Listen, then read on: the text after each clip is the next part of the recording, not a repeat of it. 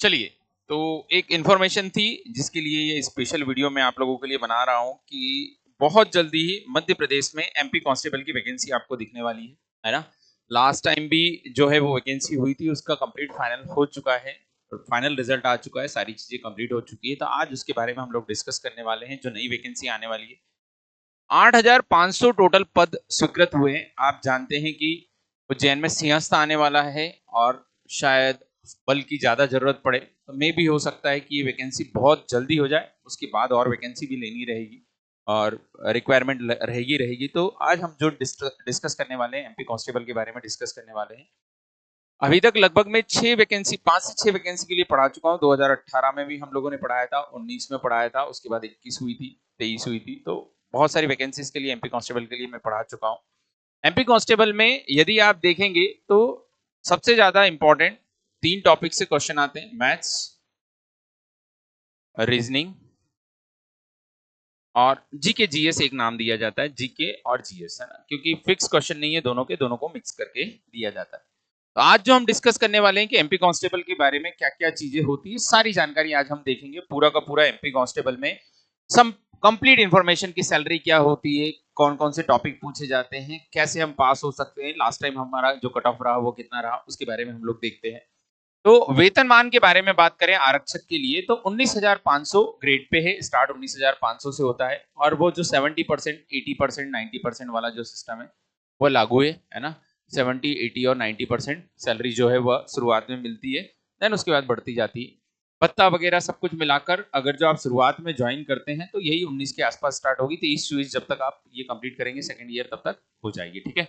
तो ये इसका वेतनमान रहता है। यदि इसमें बात करें कि हमारा क्वालिफिकेशन क्या होना चाहिए, हम एग्जाम कब दे पाएंगे, तो आरक्षक जीडी भर्ती के लिए आप 10+2 प्रणाली के अंतर्गत 10वीं कक्षा की परीक्षा अथवा हायर सेकेंडरी हम 10वीं पास भी दे सकते हैं, कोई भी अनारक्षित, अनुसूचित जाति तथा अन्य पिछड़ा वर्ग हेतु और अनुसूचित जनजाति हेतु शैक्षणिक अर्हता 8वीं कक्षा अथवा समकक्ष परीक्षा उत्तीर्ण। मतलब 8वीं वाला भी दे सकता है, 8वीं से ऊपर दे सकता है अनुसूचित जाति जनजाति वाला, और अनारक्षित और अनुसूचित जाति अन्य पिछड़ा वर्ग जो 10वीं पास कम से कम चाहिए। यदि रेडियो ऑपरेटर आपको बनना है, रेडियो ऑपरेटर इसमें एक तो जीडी भर्ती आती है और एक आरक्षक रेडियो ऑपरेटर आती है, दोनों एक साथ ही रहती है। लेकिन आपको रेडियो ऑपरेटर बनना है तो मान्यता प्राप्त किसी मंडल से उच्चतर माध्यमिक प्रमाण पत्र परीक्षा, मतलब 12वीं पास करनी पड़ेगी, है ना, 12वीं उत्तीर्ण होना चाहिए। इसके अतिरिक्त सरकार द्वारा मान्यता प्राप्त किसी भी पॉलिटेक्निक संस्थान, कॉलेज, विश्वविद्यालय, आई से इलेक्ट्रॉनिक, इलेक्ट्रिकल्स और hardware, computer application, telecommunication, instrument mechanic या सूचना प्रौद्योगिकी इंजीनियरिंग के क्षेत्र में 2 वर्ष का पाठ्यक्रम पास कर लिया हुआ होना चाहिए। इसका फॉर्म अलग रहता है, इसका फॉर्म अलग रहता है। वहां आप जब फॉर्म भरोगे तो वहां सिलेक्ट करने का ऑप्शन रहता है, ठीक है। इन पदों के लिए प्रथम चरण में ही अलग से तकनीकी परीक्षा ली जाएगी, जो प्रथम चरण लिखित परीक्षा के अतिरिक्त होगी। जो पहला पेपर रहेगा उसी में अलग से आपका टेक्निकल पेपर भी रहेगा। तो ये क्वालिफिकेशन है, इसके बारे में आपको नॉलेज होना चाहिए। तो सिंपल सी बात, यदि आरक्षक जीडी के लिए भर रहे हैं 10वीं पास होना चाहिए। यदि आप अनुसूचित जनजाति से हैं तो 8वीं क्लास भी चलेगा, और रेडियो ऑपरेटर बनना है तो ये आईटीआई होना कंपलसरी है, ठीक है।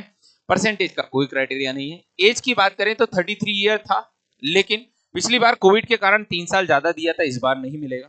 तो पिछली बार आरक्षक में 36 साल वालों ने भर दिया था, अब की बार नहीं भर पाएंगे, अब की बार 33 साल ही रहने वाला है, मुझे जहां तक लगता है। तो नोटिफिकेशन आया नहीं है, हम ये नोटिफिकेशन 2023 वाला देख रहे हैं कि 23 में क्या था। तो पुरुष के लिए 33 साल, महिलाओं के लिए 38 साल। यहां पर आप देखोगे सभी श्रेणी के अभ्यर्थी 38 साल, कोविड के कारण 3 साल बढ़ा दिया था। अन्य प्रदेश के आदिवासी, ये सभी के लिए अलग अलग दिया हुआ है, तो एक एक के लिए हमको पढ़ने की जरूरत नहीं है। मिनिमम 33 समझ लीजिए कि 33 वाले तो भर ही लेंगे। 33 से ऊपर अलग अलग सबको 2 साल, 5 साल का मिलता है, तो वो सारी चीजें इसमें एड ऑन होती जाएगी। आगे बात करते हैं। पेपर जो होता है वह 2 फॉर्म में होता है। पहले प्रीलिम्स रहेगा, एक पेपर रहेगा आपका थ्योरेटिकल पेपर, उसके बाद आपका फिजिकल होने वाला है। तो पहले थ्योरेटिकल पेपर के बारे में देख लेते हैं। एमसीक्यू रहेंगे 100, जिसमें माइनस मार्किंग नहीं रहती, और दूसरा जो रहेगा वो शारीरिक दक्षता परीक्षा रहेगी। प्रथम चरण में आपको 2 घंटे का समय मिलेगा, 100 प्रश्न आएंगे। बेसिक टू मॉडरेट बोल सकते हैं ना। पिछली बार मॉडरेट से थोड़ा सा टफ पेपर गया था, तो हम अब की बार टफ लेके चलेंगे, है ना। जो जनरली एमपी कांस्टेबल में जैसे सवाल पूछे जाते थे वैसे थोड़ा बदल के उन्होंने बैंकिंग लेवल थोड़ा उठाया था, क्वेश्चन का लेवल थोड़ा चेंज किया था। तो बट ओबीएस है आप तैयार रहें। वर्ग 2 में जैसे उन्होंने चौंकाया, हो सकता है इसमें चौंका दे आपको, क्वेश्चन थोड़े टफ आ जाए, तो इसीलिए बी प्रिपेयर्ड। 100 अंकों का पेपर रहेगा, हर प्रश्न का 1 मार्क्स रहेगा, है ना, कोई माइनस मार्किंग नहीं है इसमें। 40 सामान्य ज्ञान एवं तार्किक ज्ञान, 30 अंक बौद्धिक क्षमता एवं मानसिक अभिरुचि और 30 अंक विज्ञान एवं सरल अंक गणित का रहता है। ठीक है, तो यहाँ पर उन्होंने इस तरीके से मिक्स किया है, लेकिन जनरली आपको देखने को मिलता है कि 60 नंबर का मैथ्स आ जाता है, मैथ्स और रीजनिंग आ जाता है, और 40 नंबर का जो है वो जीके जीएस रह जाता है। ठीक है, 40 नंबर का जीके जीएस रहता है, इस तरीके से कुछ रहता है। तो आप ये देख सकते हैं कि 100 नंबर का पेपर कुछ इस तरीके से बनता है। वैसे ये टॉपिक दिए हुए हैं, तो बट ऑब्वियसली आपको ये सारे प्रिपेयर करने पड़ेंगे, लेकिन अभी तक का कांस्टेबल में यही सारी चीजें रही है। आगे बात करते हैं, ये प्रथम चरण यदि तकनीकी से है तो 2 घंटे का पेपर रहेगा, 100 प्रश्न वाला वस्तुनिष्ठ एमसीक्यू। उसके अलावा आपका टेक्निकल पेपर रहेगा, आरक्षक, रेडियो ऑपरेटर, इलेक्ट्रॉनिक, इलेक्ट्रिकल और हार्डवेयर, कंप्यूटर हार्डवेयर, जिससे भी आप है 2 साल का सर्टिफिकेट पाठ्यक्रम का स्तर रहेगा। और आपका टेक्निकल जिससे आप भरेंगे, रेडियो इलेक्ट्रिकल से भर रहे हैं या फिर आप टेलीकम्युनिकेशन से भर रहे हैं, जिससे भी आप भर रहे हैं उसके अकॉर्डिंग आपका टेक्निकल पेपर होगा। ठीक है, तो ये अलग से पेपर रहेगा एक। हम जीडी के लिए बात कर रहे हैं तो जीडी का सिर्फ 100 नंबर का पेपर रहेगा, और प्रीलिम्स का पिछली बार का जो कट ऑफ था जनरल का वो लगभग 77 के आसपास था, है ना। पिछली बार जो प्रथम चरण था वो 77 के आसपास कट ऑफ था। तो प्रथम चरण भी पास करना बहुत जरूरी है। फिजिकल नो डाउट होना ही चाहिए, लेकिन फिजिकल तब काम आएगा जब प्रीलिम्स क्वालिफाई करेंगे। देखो मैं पहले ही बोल रहा हूं कि बिना फिजिकल के पास नहीं होंगे, फिजिकल चाहिए ही चाहिए। पिछली बार बहुत सारे बच्चे ऐसे जिनके अच्छे अच्छे मार्क्स थे, है ना, 80 नंबर 85 नंबर लाए वो प्रीलिम्स में, लेकिन फिजिकल नहीं कर पाए तो बाहर हो गए। लेकिन वो फिजिकल तब दे पाए जब इधर नंबर लेके आए थे। तो आपको इधर भी नंबर लाना जरूरी है। पता चले इधर 50 नंबर आ रहे, उधर फिजिकल आप बिल्कुल टॉप मार रहे, तो क्या काम का हो। फिजिकल आपको देने को ही नहीं मिलेगा। तो फिजिकल देने को मिले पहले इतना पढ़ लो, फिर उसके बाद आप फिजिकल के लिए प्रिपेयर रहो। हाँ, फिजिकल के लिए भी जरूर प्रिपेयर रहो, ये बात ध्यान रखो। ठीक है, तो द्वितीय चरण जो रहेगा वो आरक्षक जीडी के लिए शारीरिक दक्षता होगी, जिसके अंक अंतिम प्रवणता सूची के लिए प्रथम चरण के अंकों के साथ जोड़े जाएंगे। जबकि जो ऑपरेटर या रेडियो ऑपरेटर है उसमें एक मिनिमम अंक निर्धारित रहेंगे, उतना लाना कंपलसरी है। वो पूरा ऐसा कंपलसरी नहीं है कि उसके मार्क्स जुड़े, है ना। इसके ये देखो 7 नहीं जोड़े जाएंगे, जबकि यहाँ क्लियरली जोड़े जाएंगे। ठीक है, बात करें शारीरिक दक्षता परीक्षा, तो 100 नंबर का पेपर रहेगा। कितने नंबर का रहेगा? 100, जिसमें लॉन्ग जंप रहेगी, है ना, लॉन्ग जंप रहेगी, हाई जंप रहेगी, और उसके अलावा रनिंग रहेगी। ठीक है, नहीं सॉरी, रनिंग, लॉन्ग जंप, और उसके अलावा आपका गोला फेंक रहेगा। ये तीनों चीजें रहेगी, लॉन्ग जंप, गोला फेंक और रनिंग। इन तीनों को मिलाकर 100 नंबर का पेपर रहेगा, और अच्छे खासे मार्क्स अब की बार कट ऑफ गए हैं।